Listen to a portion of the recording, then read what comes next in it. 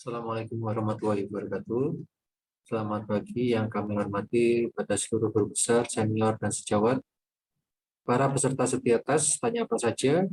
Eh, Topik hari ini adalah perdarahan tepartum bleeding, perdarahan tepartum pada tes yang ke-62. Seperti kita ketahui bersama, perdarahan tepartum merupakan salah satu penyebab yang sering menyebabkan kelahiran prematur serta komplikasi-komplikasi yang cukup berat. Contohnya pada kasus plasenta akreta. Hari ini kita akan ditemani oleh dua narasumber yang merupakan pakar di bidangnya masing-masing, yaitu yang pertama Dr. Aditya Warman, SPOG Konsultan Fitomaternal, dan Dr. Rozi Aditya, SPOG. Yang bertindak sebagai moderator adalah Dr. Hermanto Piwono, SPOG Konsultan Fitomaternal. Baik, berikutnya saya persilahkan kepada Ketua Departemen, Dr. Brahmana Askandar, SPOG Konsultan Onkologi, untuk dapat membuka acara. Silakan. Ya, Assalamualaikum warahmatullahi wabarakatuh. Suara saya terdengar ya, Dr. Pandu ya? Oke. Yang saya hormati narasumber dan moderator, guru-guru saya, Dr. Hermanto, Dr. Aditya Warman, dan kemudian sejawat saya, The Rising Star, Dr. Rozi, juga kepada panitia, terima kasih banyak, dan khususnya kepada semua partisipan, tanya apa saja setiap hari Rabu jam 10.00 yang telah setia mengikuti acara tanya apa saja yang ke-62 kalau saya tidak salah. Nah, topik pada hari ini penting, yaitu mengenai HPP, mau menanyakan tentang HPP, tentang plasenta akreta, atau apapun, semua pakarnya ada di sini. Jadi mohon dimanfaatkan, paling tidak menunjang kita dalam berpraktek sehari-hari.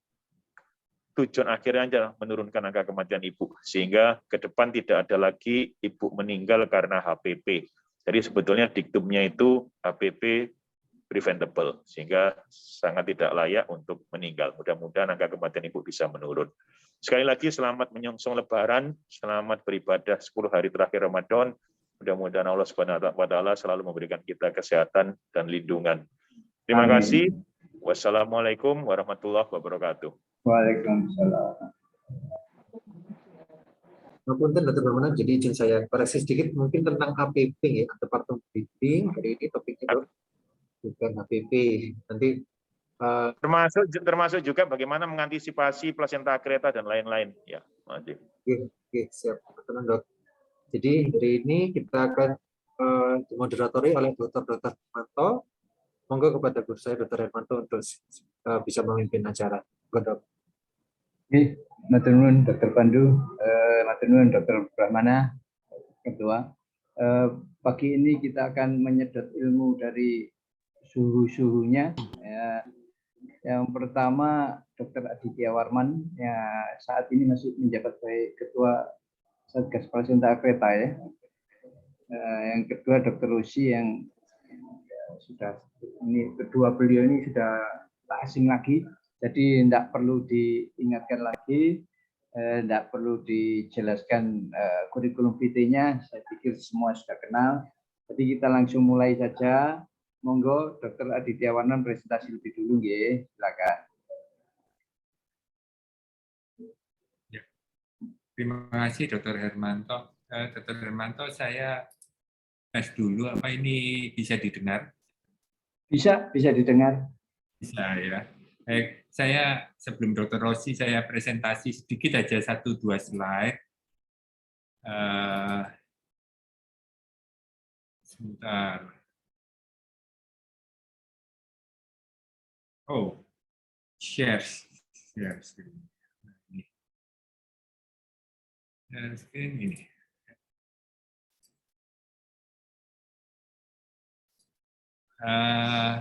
Sejawat sekalian, Assalamualaikum warahmatullahi wabarakatuh.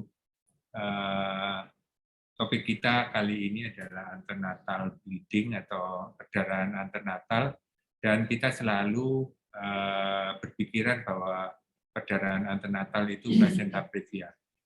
Ini suatu hal yang benar bahwa kebanyakan memang disebabkan oleh placenta previa. Kenapa kok Adam? Nah, kenapa kok placenta previa? Karena memang placenta previa menempati urutan yang terbanyak kejadiannya oleh karena kasus-kasus antepartum bleeding. Yang kedua yang sedikit jarang adalah solusio plasenta. Ini kita mengingatkan kembali tentang antenatal antepartum bleeding. Berbeda antara placenta previa dan solusio, tapi kejadian ini tampaknya terakhir ini muncul lagi walaupun tidak sebanyak placenta previa. Terakhir ini juga karena banyaknya kasus-kasus operasi pada rahim, muncul yang disebut placenta akreta juga, menimbulkan perdarahan. Berbeda dengan yang lain, placenta akreta ini nanti Dr. Rossi mungkin akan menjelaskan, ada perbedaan prognosis baik pada janin maupun pada ibu antara seseorang yang dilakukan operasi seelektif mungkin dengan seseorang yang datang dalam kondisi bleeding dan terpaksa dilakukan operasi pada kasus placenta akreta. Ini perdarahannya jomplang, mortalitasnya jomplang sekali. Jomplang artinya yang satu bisa saja menimbulkan kematian, yang satu secara elektif sampai saat ini kematiannya 0. Tetapi dari semua hal itu kita kembali ke basic. Mohon diingat bahwa kalau ada perdarahan antepartum, kita jangan terus tiba-tiba mengatakan itu adalah placenta previa. Kita curiga boleh, tapi kita harus melakukan eksplorasi apakah betul ini placenta previa atau bukan. Ini dari sisi kehamilannya. Dari sisi anatomi mungkin saja kita bisa melihat bahwa mungkin saja antepartum ini karena robekan jalan lahir, mungkin polip, mungkin varises, atau mungkin ibunya mengalami gangguan hematologi, gangguan darah sehingga terjadi perdarahan antepartum. Inilah hal penting yang harus kita ingat. Harus kita ingat bahwa dasar-dasar pemeriksaan obstetri masih tetap diperlukan untuk menuntun kita kemana sebaiknya kita berjalan. Mungkin ini saja pendahuluan dari saya. Sekali lagi bahwa saat ini placenta previa ditambah akreta merupakan kasus yang cukup dominan. Masih Dr. Hermanto, saya kembalikan Dr. Hermanto.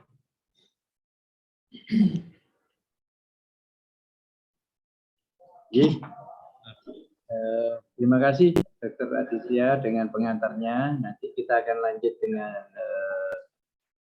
diskusi. Silakan berikutnya Dr. Rusi, monggo. Saya boleh share screen juga, jadi sedikit update Dok ya, mungkin. Silakan. Mungkin ada perubahan terminologi dan perubahan tentang antepartum bleeding ini. Jadi mungkin kalau kelihatan nggih, Ya, sampun. Tentang antepartum bleeding ya. Antepartum bleeding. Jadi sebenarnya ada pergeseran terminologi ya. Dulu saya diajarkan dulu katanya antepartum bleeding terjadi saat usia kehamilan lebih dari 28 minggu karena memang alasannya karena sudah terbentuk segmen bawah rahim ya, setelah 28 minggu. Tetapi ada perubahan Dok. Tahun 2010 sudah diubah sama RCOG bahwa antepartum bleeding terminologinya menjadi 24 minggu. Bahkan yang terbaru sudah bergeser ke 20 minggu. 20 minggu antepartum bleeding terjadi saat usia kehamilan lebih dari 20 minggu. Jadi ada pergeseran teori mungkin. Nah, ada klasifikasinya juga, ini yang penting ya, klasifikasi antepartum bleeding karena sangat dihubungkan dengan prognosis mungkin ya, prognosis dan tanda-tanda perdarahannya. Kalau ada spotting, ada minor, ada mayor, ada masif ya. Ini yang perlu diketahui. Kalau minor, kalau spotting minor nggak masalah, tapi kalau sudah mulai mayor itu sudah harus hati-hati, bahkan membutuhkan tindakan yang lebih agresif apapun penyebabnya. Nah, ya cara evaluasinya ya nggak masalah, dievaluasi aja. Mungkin untuk jumlah perdarahannya dievaluasi dengan menggunakan teknik Bose. Bose ini pada postpartum hemorrhage, tapi visual assessment untuk perdarahannya bisa digunakan untuk semua jenis perdarahan pada saat kehamilan termasuk antepartum bleeding. Nah, ini yang sering dibahas di mana-mana ya dua ya, solusio placenta, placenta previa, sekarang nambah placenta akreta seperti tadi kata Dr. Adit, sekarang tambah meningkat, tambah banyak, dan ada di mana-mana sekarang. Tapi sebenarnya kalau kita bagi ya, sebenarnya ada tiga jenis ya, ada tiga jenis sumber perdarahannya. Ini kita harus hanya membahas perdarahan antepartum bleeding yang berada dari uterus. Sedangkan dari serviks juga bisa. Salah satu juga ada varises juga bisa karena karena Heger sign, dan ada mungkin sudah ada jaringan di serviks atau ada erosi mungkin bisa. Ya, jadi ini juga termasuk penyebab antepartum bleeding. Dan kalau kita mengingatkan kembali, tadi mungkin ada gambar dari Dr. Aditya Warman menjelaskan tentang solusio placenta. Sebenarnya klinisnya itu tidak selalu full blown seperti perut keras, seperti papan dan lain sebagainya ya, karena ini sangat bergantung dari klinisnya, derajat keparahan. Untuk solusio placenta sendiri ada 3 ya, ada yang refilled, jadi biasanya perdarahannya clot ya di pinggir dari placenta, terus ada concealed, yaitu terkurung di tengah-tengah placenta, biasanya di USG namanya retroplacental hematom, dan ada mix dua-duanya. Nah, ini ada clinical grading ada 0, 1, 2, 3 yang biasanya sering terjadi itu 1 sama 3. 3 itu sudah IUFD, sudah terjadi koagulopati, terus perut sudah kaku, keras seperti papan. Cuma kalau seandainya grade 1 ini biasanya masih sebagian kecil terjadinya antepartum solusio placenta.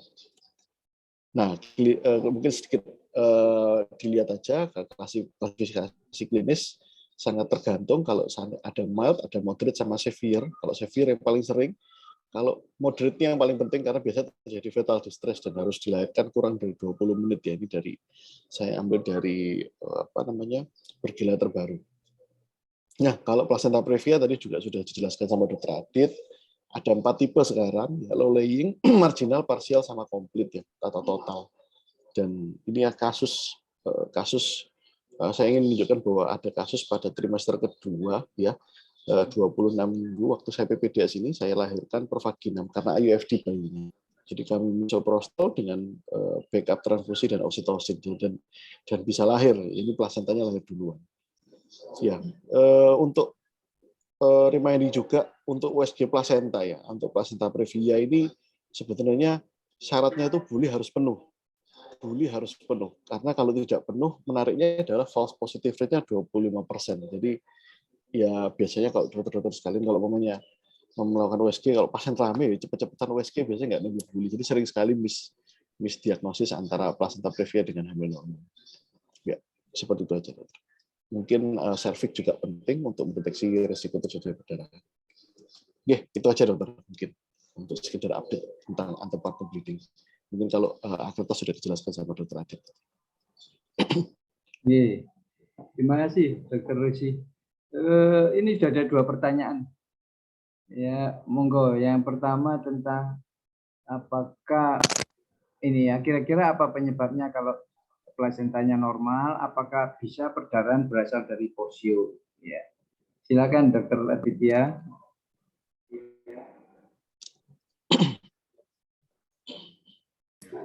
Maaf, ya. Jadi seperti yang saya katakan tadi, Dr. Hermanto, pentingnya untuk kembali ke ilmu dasar ya, bahwa perdarahan antepartum itu tidak kemudian konotasinya placenta previa dan solusio. Kita harus mencari antara anatomi, non anatomi. Tadi Dr. Rossi juga malah mengatakan anatomi di atas, bawah, sampai serviks, bisa infeksi, bisa polip, hati-hati polip, bisa varises dan sebagainya. Jadi kemungkinan itu harus dituntaskan, dieksplorasi. Yang terakhir juga jangan lupa non-obstetri, yaitu hematologi, kelainan hematologi. Tetapi Dari semua itu tentu karena kita berada di bidang obstetrik ginekologi, kita mempunyai keterampilan dan keilmuan untuk apakah pasien ini plasenta previa dan solusio sesuatu hal yang mortalitas dan morbiditasnya cukup tinggi di bidang kita. Itu jangan sampai lolos kalau yang itu, karena itu keterampilan kita. Ultrasound sudah banyak kita pegang dan semua SPOG rasanya sudah keterampilannya sudah cukup mumpuni, jadi bisa sejak awal lebih dapat mendeteksi. Alat USG-nya dibandingkan pada saat kita lulus ya Dr. Hermanto masih kabur-kabur. Oleh sebab itu Dr. Rossi tadi mengatakan saat ini saya bisa mendeteksi 20 minggu ya adanya plasenta previa atau solusio, karena ya gambarnya lebih bagus. Implantasi tali pusat itu bisa insertio implantasi ya. Insersi tali pusat pada plasenta itu bisa diketahui sejak kehamilan 17 minggu, saya sudah tahu gitu ya. Kalau tali pusatnya itu arahnya ke ostium uteri internum, logika kita apakah nanti kalau kehamilan 28 30 minggu apa insersi tali pusat pada plasenta itu tiba-tiba ada di fundus. Sebab itu kita lebih awal lagi sebetulnya kalau kita bisa mengikuti tali pusat itu sampai nempel di plasenta ke bawah, wah ya ini sudah ini. Masa bisa pindah ke fundus nanti tali pusat arahnya. Ya, kita sudah bisa membayangkan kira-kira gimana. Jadi mungkin itu yang bisa saya sampaikan Dr. Hermanto. Jadi masih mungkin aja kita eksplorasi lah sebanyak mungkin dengan keterampilan maupun pengetahuan USG dan sebagainya. Terima kasih Dr. Hermanto. Terima kasih Pak Adit. Dr. Rusi ada tambahan? Ini ya Dok, mungkin sama kayak Dr. Adit ya, kan ada area atas, area bawah juga. Jadi mungkin yang selama ini dibahas di literatur ataupun seminar selalu membahas yang area atas ya, area atas. Tapi bisa juga kalau seandainya saya berada itu bisa dilihat kira-kira apakah ada polip dan lain-lain. Itu dokter. Terima kasih Pak Rosi. Ini pertanyaan dari Dr. Harya Narotama. Ya. Apakah ada tempatnya untuk inspikulo pada pasien seperti kasus yang saya dapatkan? Ya, silakan Dr. Adit. Mungkin leading ya. Dr. Rossi ada? Iya Dok. Jadi kalau inspekulo ya, jadi sebenarnya kita kalau saya antepartum bleeding kita sebenarnya boleh melakukan pemeriksaan baik USG transvaginal ataupun inspekulo, tapi perlu dipertimbangkan klinis ya. Selama ini inspekulo dan VT jarang dilakukan karena sudah ditemukannya USG, dan sebenarnya kalau seandainya dari literatur sendiri tindakan yang rutin dilakukan sebenarnya malah USG Dok, tidak melakukan pemeriksaan inspekulo ataupun apa-apa. Jadi kalau ada fasilitas USG ya lebih baik mungkin di USG. Cuma karena memang kalau tindakan VT, spekulo ataupun USG transvaginal itu tekniknya tuh harus pelan-pelan, harus khusus, enggak sekedar masukkan alat terus dievaluasi secara agresif karena nanti perdarahan. Nah, kalau kita perhatikan penyebab perdarahan Dok, kalau perdarahan karena solusio plasenta mau diinspekulo kan nggak ngaruh apa-apa ya, tetap diinspekulo ya. Terus kalau pada plasenta previa biasanya penyebab perdarahannya itu karena sudah terbentuk funneling, sudah mulai terjadi dilatasi dari serviks seperti itu, dan biasanya klotnya sudah ada. Jadi mau diinspekulo atau tidak, funneling akan tetap terjadi, klotnya juga ada, perdarahan pasti akan banyak karena dibuka gitu klotnya keluar semua. Jadi sebenarnya tergantung klinis ya. Kalau saya pribadi kalau ditanya apakah saya perlu inspekulo, saya lebih mending saya USG Dok, karena saya ada fasilitas USG. Kalau memang meragukan, contoh seperti tadi pertanyaan awal Dok ya. Kalau pertanyaan awal di USG plasentanya di atas seperti itu. Terus setelah itu tidak ada solusio plasenta, apakah bisa dari porsio, itu bisa diinspekulo. Jadi mungkin sangat bergantung dari klinis yang lain bagaimana.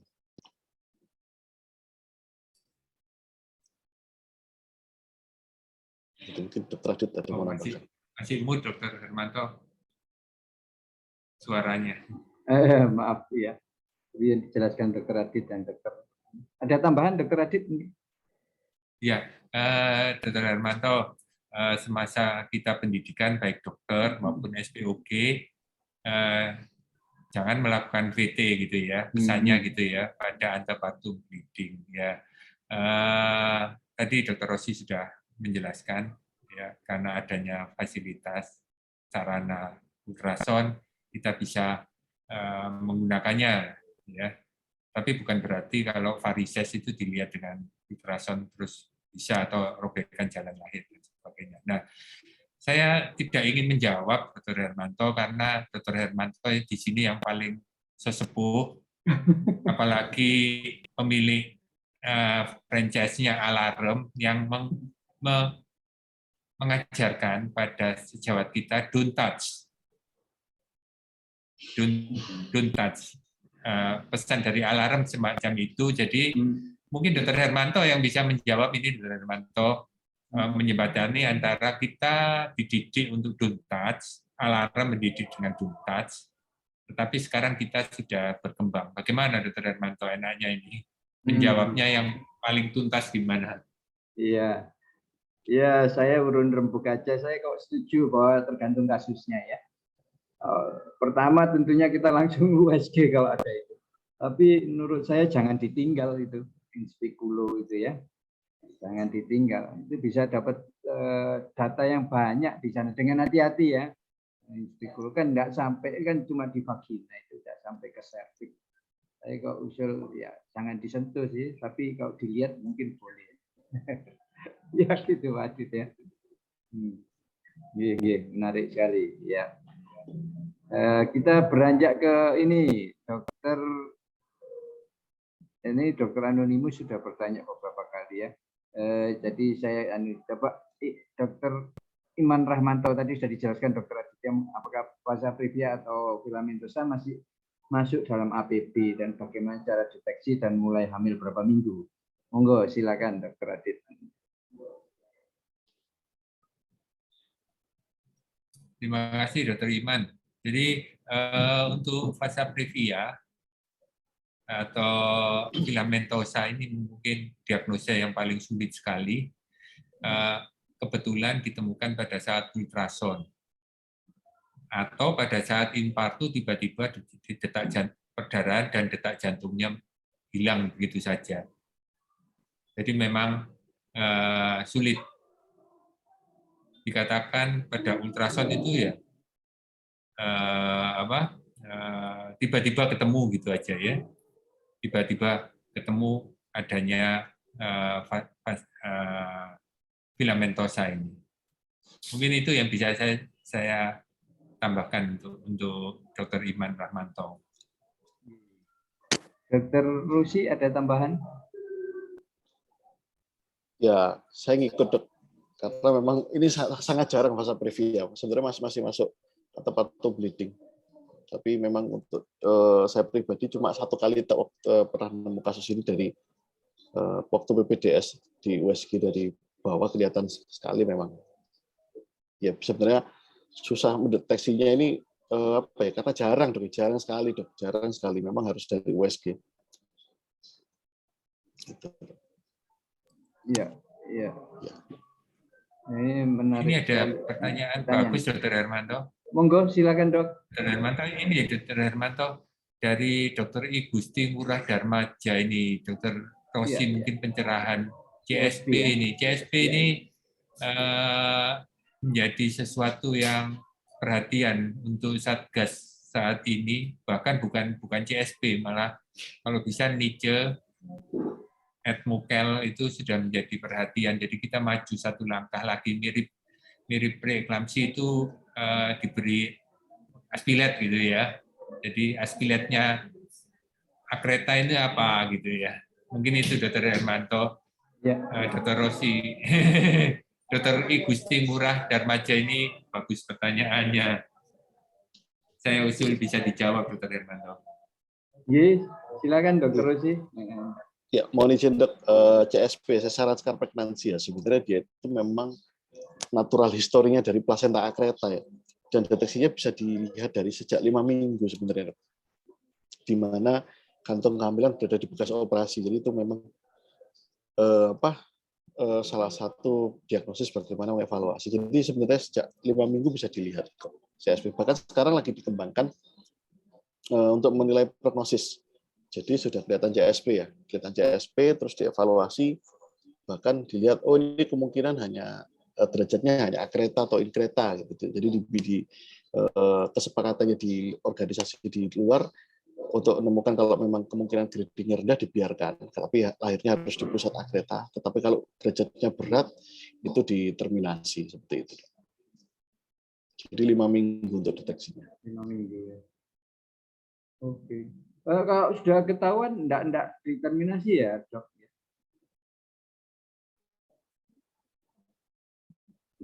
Masih Gitu? pada tempatnya untuk konservatif ya?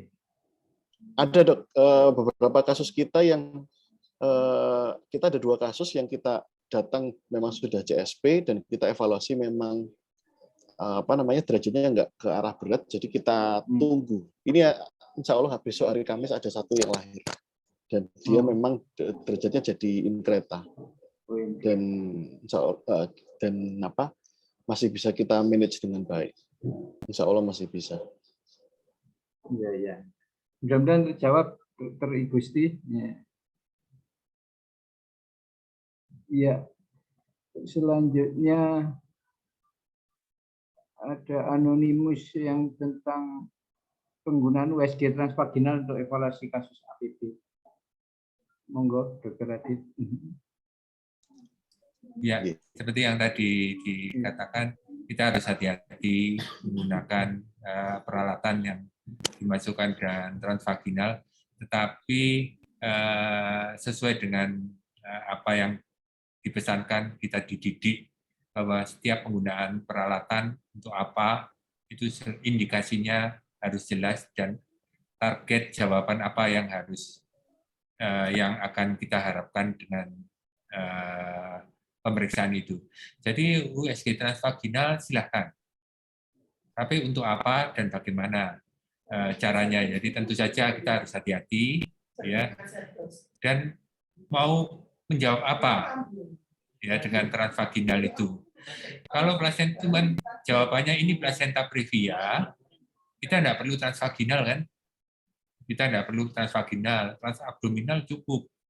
Jadi transvaginalnya itu untuk apa gitu ya? Harus jelas ini saya transvaginal untuk ya gitu. Mungkin itu Dr. Hermanto, Dr. Rossi yang senang transvaginal, tapi jelas saya ingin menjawab apa gitu. Monggo Dr. Rossi.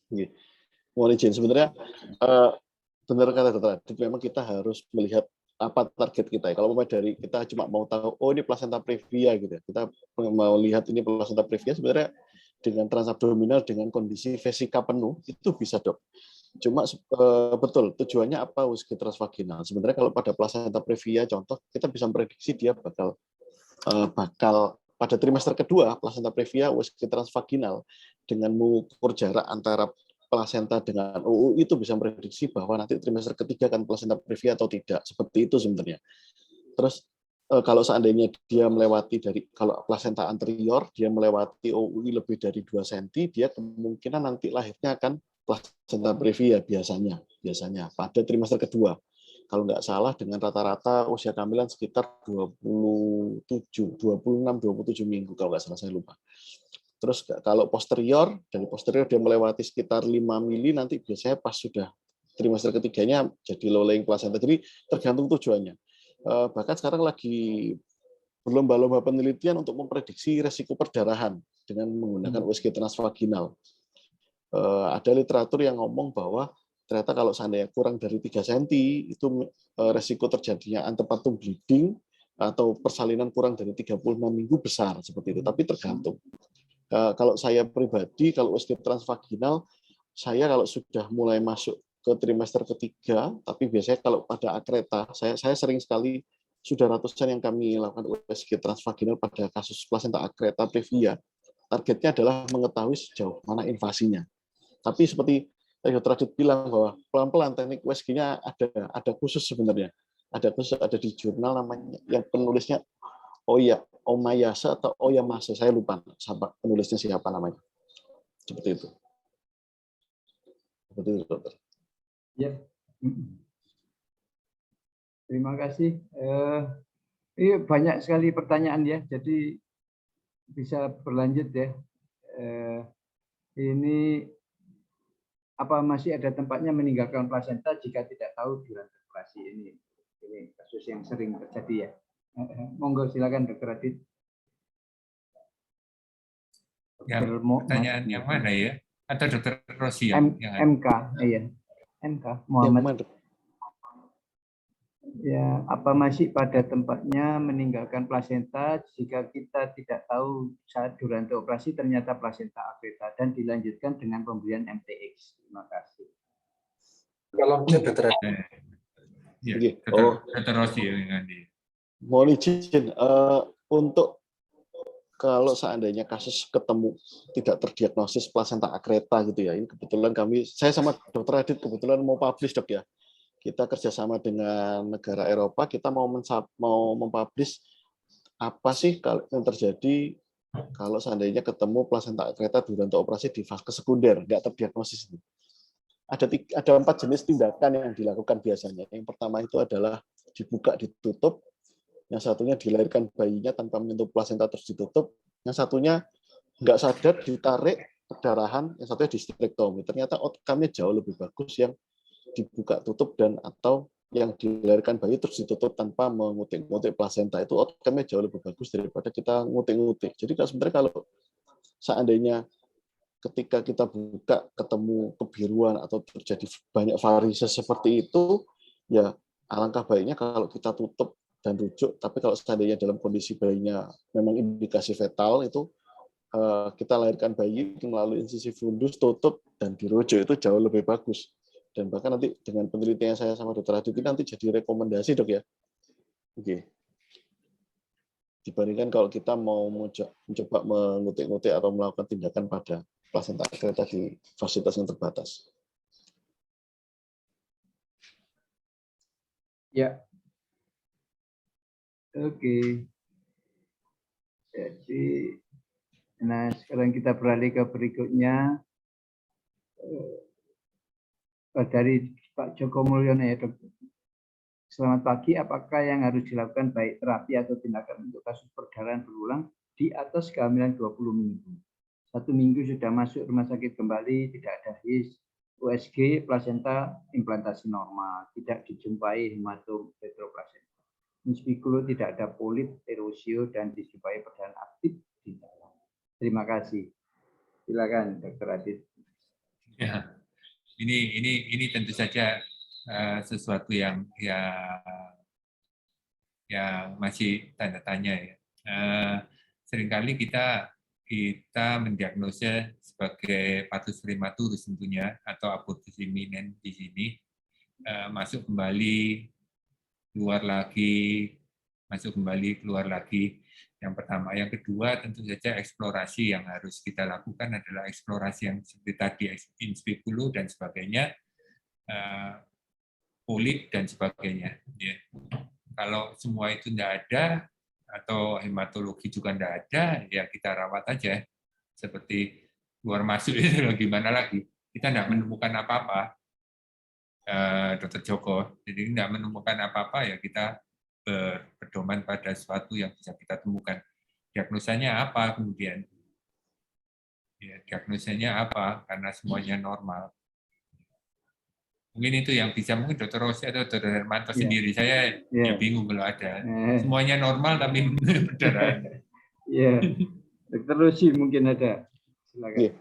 Mohon izin dok, kebetulan pernah dapat kasus seperti ini dok, dan dari USG itu tidak kelihatan. Mungkin perlu diperhatikan untuk kalau melakukan USG ini adalah ini dok ya, solusio plasenta yang tipe yang tadi saya jelaskan yang kejadiannya di perifer ya, yang di tepi refilled solusio plasenta. Jadi biasanya dari USG itu biasanya gambarannya itu tidak seberapa spesifik, tapi kalau kita explore itu mungkin ada area tepi yang sedikit kebuka sehingga terjadi perdarahan. Saya 2 kali dapat kasus seperti itu.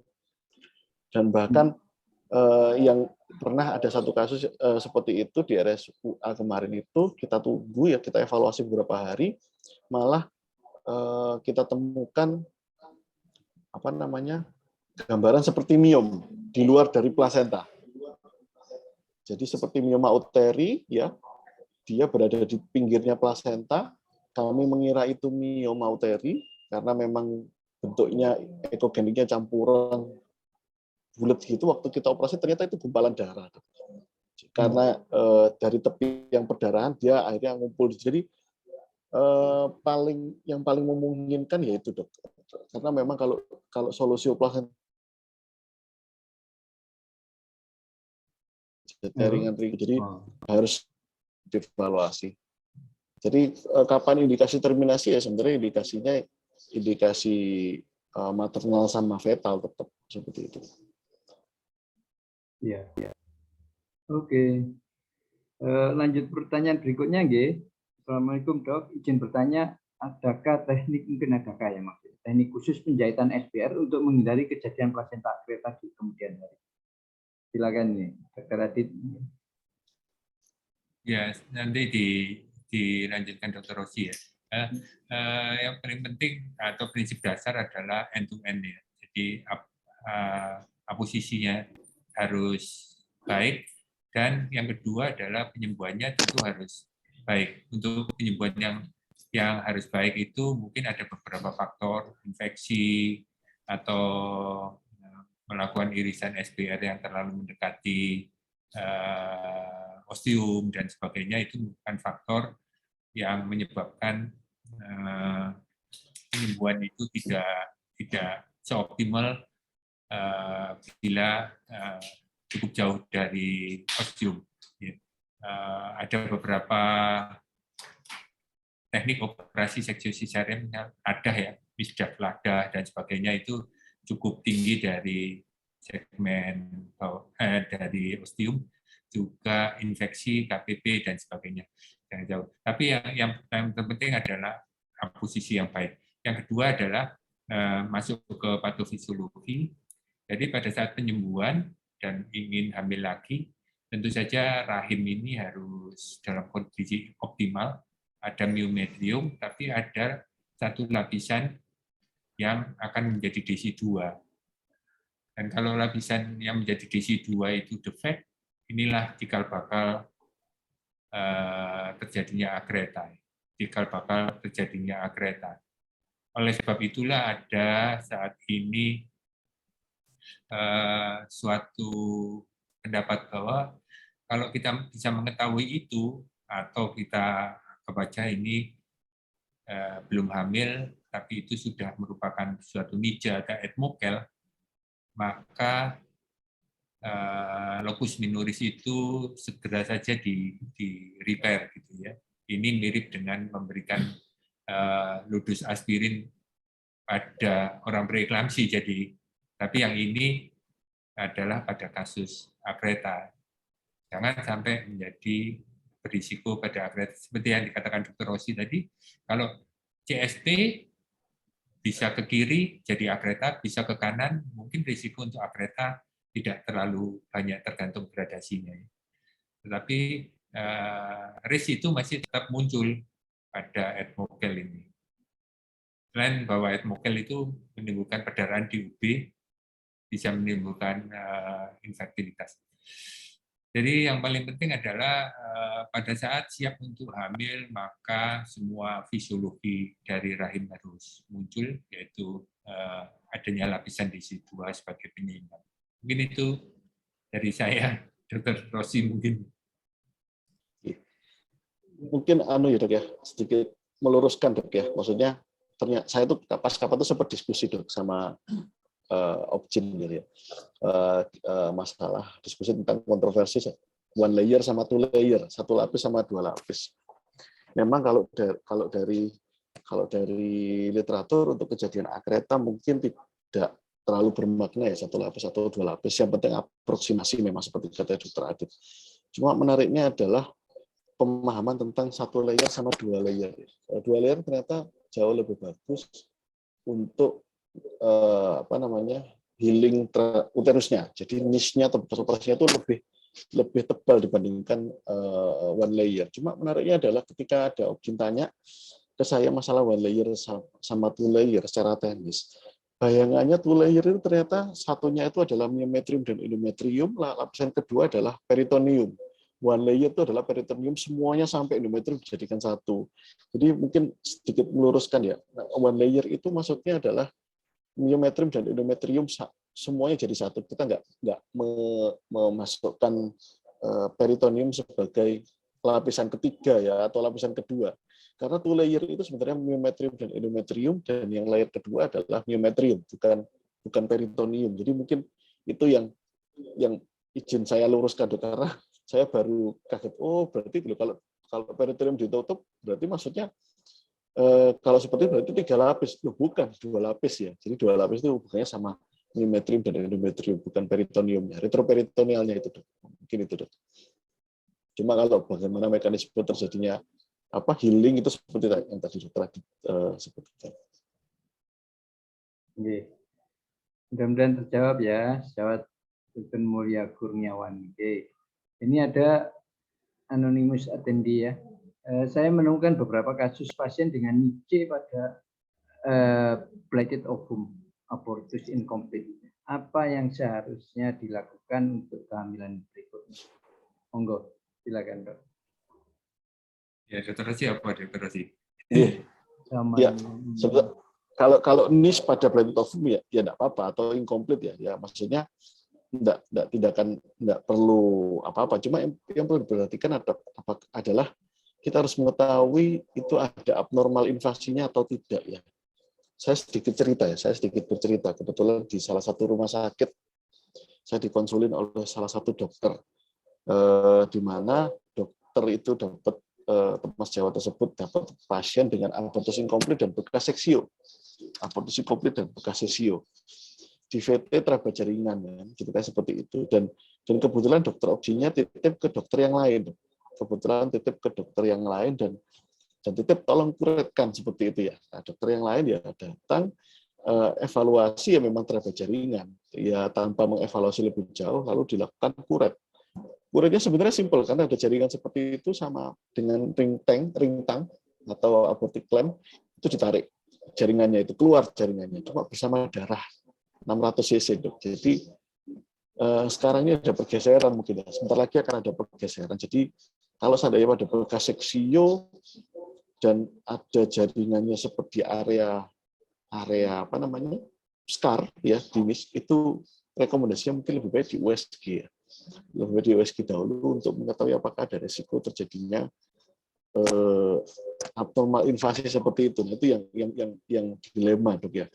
Kira-kira gambaran USG apa yang menyerupai itu, ini yang sedang dicari. Kemarin sama Dr. Agus Sulistiono kita membahas tentang RPOC, tentang sisa jaringan di intrauterus yang terjadi abnormal invasi. Itu gambaran yang sama itu seperti ada hipervaskular, ya. Ada hipervaskular, tapi memang ini cukup susah diagnosis. Jadi gimana caranya ya? Ya mungkin nih kalau mencurigai adanya nggak normal itu ya mungkin dirujuk ya nggak masalah sebenarnya. Nggak masalah karena kita menariknya beberapa kali kasus BO dan abortus incomplete, dan kita kalau nggak salah ada 7 kasus RPOC itu semuanya abnormal invasi. Jadi ada yang aneh dengan insidennya kita masalah akreta ini. Jadi tetap harus hati-hati.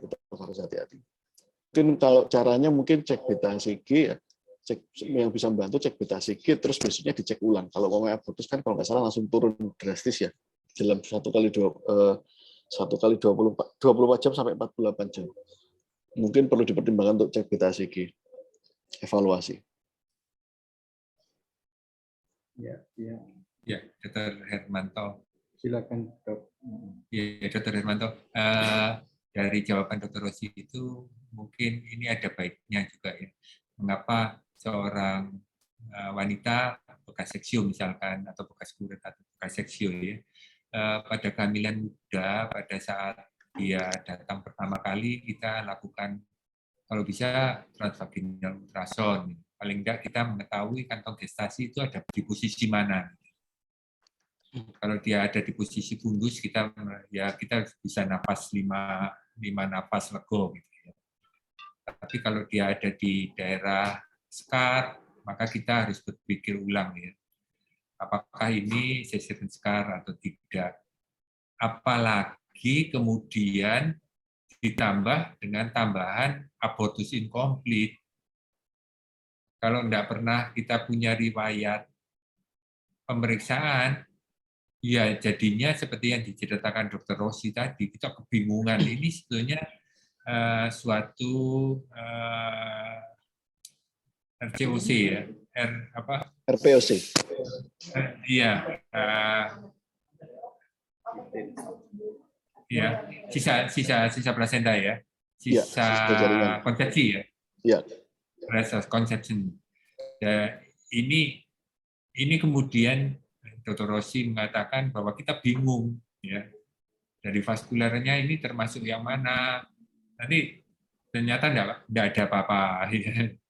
Terpaksa kita melihat dari vaskulernya. Ya. Vaskuler tentu saja orang hamil vaskulernya juga banyak, tapi kita harus membedakan bahwa vaskuler itu tempatnya tempat menempel, dan itulah kesulitannya. Kalau kita tidak punya sejarah melakukan pemeriksaan bahwa gestasi ini sebetulnya di atas.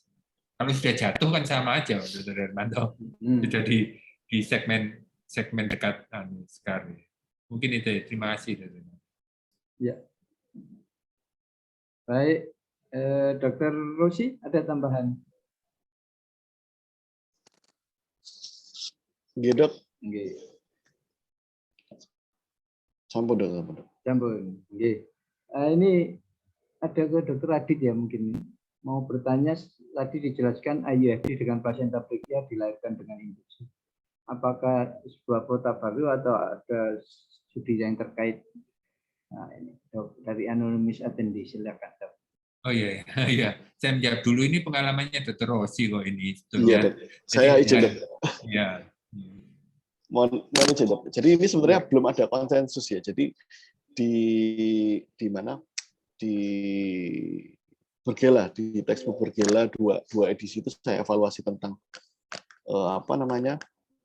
placenta previa yang IUFD. Itu sangat bergantung dari klinis. Kebetulan pasien yang tadi saya dapatkan itu sekitar 24-26 minggu. Jadi sebenarnya masih lumayan kecil, dan pelvic score-nya juga sudah bagus, dan kita dalam kondisi siap untuk melakukan resusitasi. Jadi walaupun di misoprostol, tapi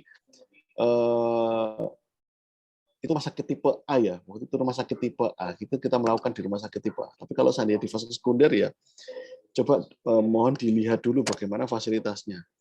Karena dalam kasus yang tadi saya tampilkan 26 minggu itu saya tungguin. Saya tungguin dan saya dalam kondisi tangan kanan infus, tangan kiri sudah transfusi. Jadi bisa dilakukan, dan di Bergela sendiri bilang tidak ada konsensus yang mengatakan bahwa kalau dalam kondisi seperti ini harus dioperasi atau pervaginam. Tapi itu sangat bergantung dari klinis dan fasilitas rumah sakit masing-masing. Contoh, umpamanya kalau placenta previa 27 minggu gitu ya, 27 minggu saya di vaskes di rumah sakit tipe D, ya saya jujur tidak berani sebenarnya. Saya tidak berani. Seperti itu ya. Jadi harus sangat bergantung, dan konsensusnya sendiri belum ada rekomendasi untuk kasus seperti ini. Ya. Baik. Ini ada Dr. Ahmad Husin mengomentari ya. Oke. Ada yang di luar ini adalah mengenai misoprostol. Ini untuk penggunaan misoprostol untuk pematangan serviks dari Dr. Elizabeth Yuwanti.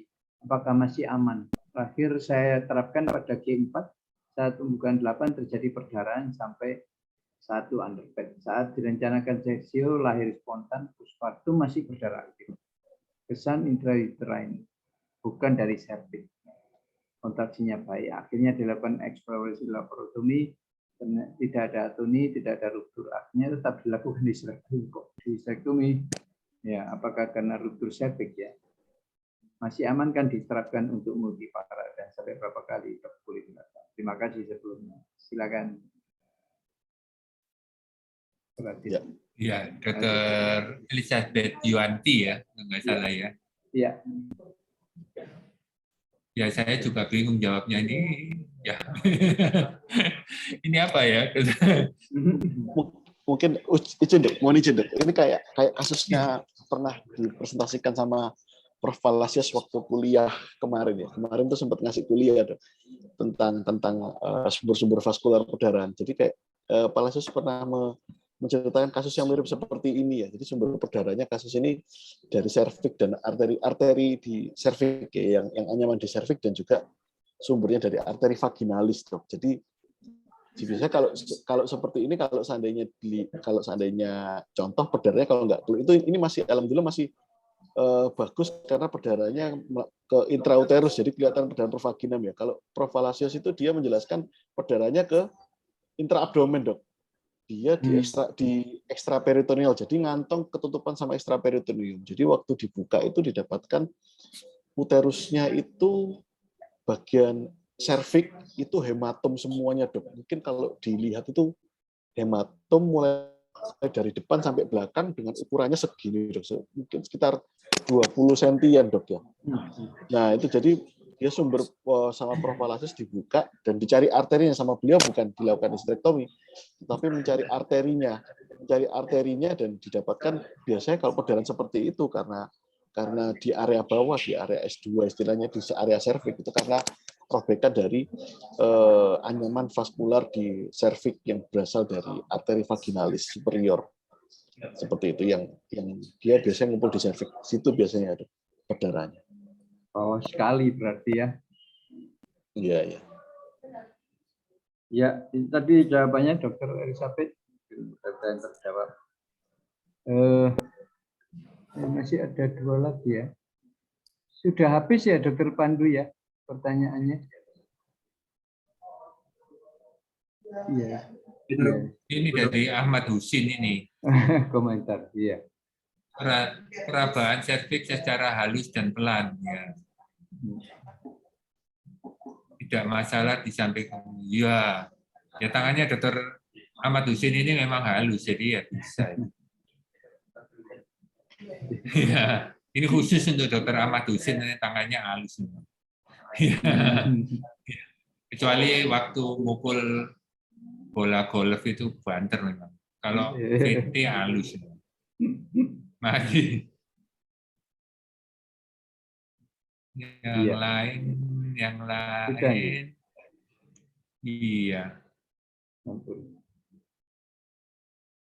Ya mungkin bisa di-highlight Dr. Hermanto, apa saja tadi pesan-pesan atau update-update yang harus bisa dibawa atau take home message untuk peserta tas hari ini, Dok. Iya, wah ini malah justru saya serahkan ke pembicara. Mungkin ada take home message untuk audiens, Dr. Adit. Betul, Dr. Hermanto. Ya, betul, Dr. Hermanto. Dengan peralatan yang kita punya saat ini, keterampilan, pengetahuan, banyaknya webinar dan sebagainya, tentu saja kita bisa lebih awal lagi mengetahui risiko untuk antepartum bleeding ini.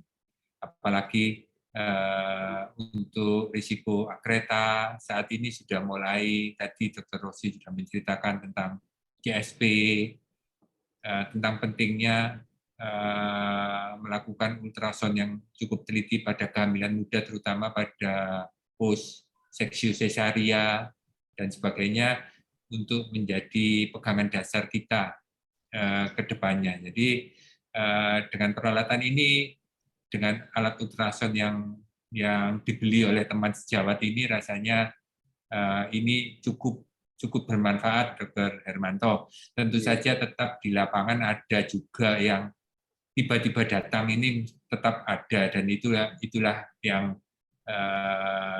kita tetap harus kompak lah, tetap harus kompak sebagai tenaga kesehatan. Karena yang tiba-tiba datang ini memang ya siapa dapat siapa kena gitu aja. Tapi semoga bertambah lama tidak bertambah kurang lah. Tambah menyadari bahwa bekas seksio itu sebaiknya segera dipertemukan dengan seorang dokter ya. Walaupun kebetulan dokter siapa? Dokter Gala enggak ada ya. Dokter Gala enggak ada JKN ini ya. Kalau bekas seksio ambilnya baru 2 bulan itu boleh enggak sudah bertemu dengan seorang dokter spesialis ya. Kalau bisa ya spesialis yang karena bekas seksio kok. Sudah kita aja yang merawat, apalagi seksionya karena preeklamsi dan sebagainya. Sejak awal kita atur, kita siapkan lah ibu ini. Mungkin itu Dr. Hermanto sendiri ada di alarm, jadi ini mungkin Dr. Hermanto yang lebih dari saya ini. Pesan-pesan untuk jawab semuanya. Monggo Dr. Ya, terima kasih. Saya beri kesempatan ke Dr. Rusi dulu, ya. Silakan take message-nya. Ya mungkin kalau ada tiga hal ya. Ada poin-poin penting mungkin yang tentang akreta, Dok ya. Jadi deteksi dini dan rujukan dini itu jauh lebih bagus prognosisnya daripada kita menunggu. Mungkin sekedar contoh, Dok ya. Data nasional menunjukkan bahwa rujukan tuh mesti saat 34-35 minggu, Dok, rujukan ke tersier ya. Apakah karena pasien yang tidak mau, tetapi beberapa kasus seringkali saya dapatkan bahwa objeknya sudah tahu itu akreta, tapi nanti aja pas mau lahiran baru dirujuk seperti itu. Sekedar contoh kayak kemarin khusus untuk hari kemarin saya mendapatkan rujukan akreta di Sutomo, ini ada 6 Dok pasien baru akreta, 6 pasien baru akreta. Jadi ya lumayan, jadi bingung semua. Jadi rujukannya sudah besar, usia kehamilan sudah 34, 35. Jadi mungkin rujukan dini ya yang perlu ditekankan itu ya. Terus untuk plasenta previa mungkin hati-hati karena memang untuk melakukan USG false positive rate-nya 25%. Jadi indikasi USG-nya kalau transabdominal jangan lupa vesika harus penuh ya. Itu yang krusial.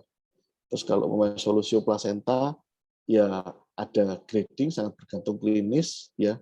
Paling sering didapatkan kalau biasanya bayinya sudah meninggal karena sudah parah. Tapi kalau seandainya plasenta ini harus dilihat benar-benar, kalau ada RPH itu harus dievaluasi secara ketat seperti itu, Dok ya.